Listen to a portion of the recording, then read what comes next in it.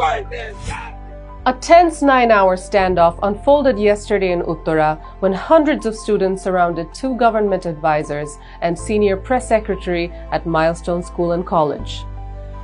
The officials were unable to leave as angry families and students demanded justice for Monday's deadly aircraft crash.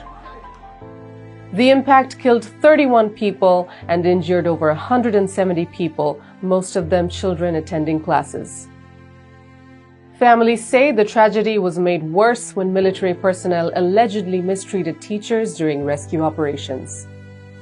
Yesterday morning, students gathered for a planned protest despite army orders banning public gatherings in the area. When law advisor Asif Nozrul, education advisor C.R. Abrar, and the chief advisor's press secretary arrived at 10:30 a.m., they were immediately surrounded by protesters. The students presented 6 specific demands: proper identification of all the victims, accurate lists of the injured, compensation for affected families, replacement of old military training aircraft with safer models, reform of Air Force training procedures, and a public apology for the alleged mistreatment of teachers. Under pressure from the crowd, the advisors agreed to meet with student representatives in a conference room while hundreds more protested outside. Law advisor Nozrul emerged promising to address their concerns. The government quickly issued a statement calling all 6 student demands justified. However, the protests continued despite these assurances, and at 3:30 p.m., the officials attempted to leave the campus, but when their convoy reached the Abari intersection, students were waiting.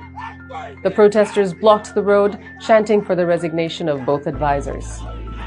Unable to proceed, the convoy returned to the school. The advisors then took refuge inside the school, where they remained for several more hours. The standoff continued until evening.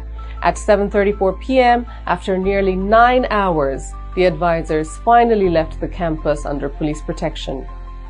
Their convoy exited through the main gate and took an alternate route through the Metro Rail depot area to avoid any remaining protesters. The confrontation highlights the continuing anger over Monday's crash and raises questions about Air Force training safety. The government now faces pressure to follow through on its promises to the affected families.